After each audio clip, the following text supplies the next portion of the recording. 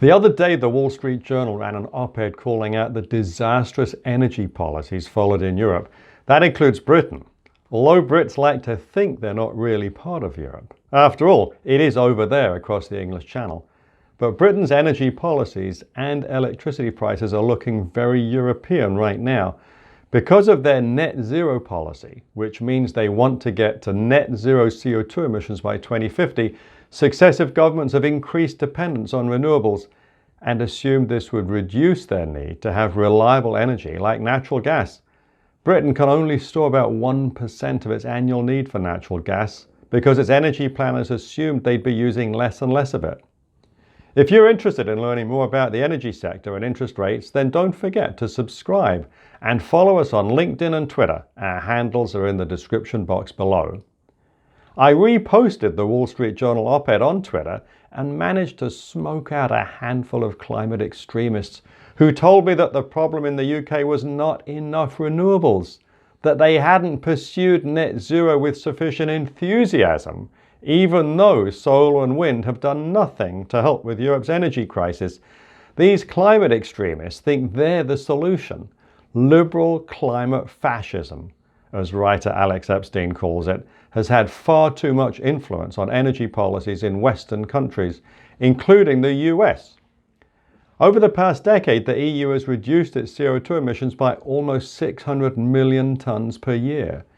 In the US, we've reduced ours by a little over 600 million tons. China has increased its emissions by 1.7 billion tons. So roughly 50% more than the EU and the US combined. The entire non-OECD, which is generally the developing world, has gone up by 3.5 billion tons. OECD countries, which include the US, EU, and other developed countries, have reduced by 1.7 billion tons. At least in most of the US, we haven't adopted the European model, although California and parts of New England are heading that way.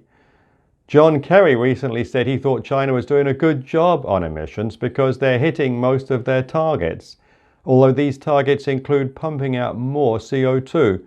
That's because China values increasing living standards over reducing emissions. They're entitled to that view.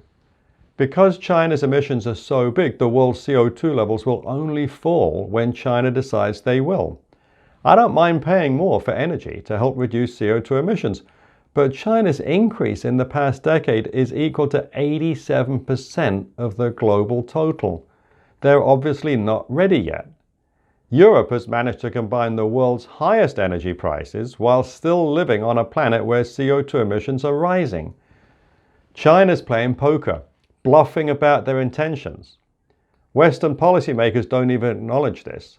And as we all know in poker, if you don't know who the patsy is, you're the patsy.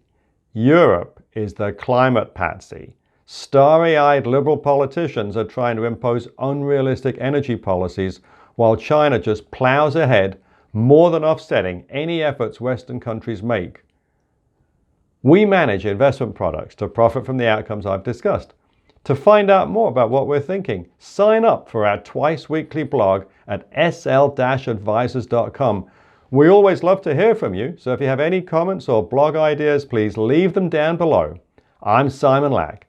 Thank you for watching this video.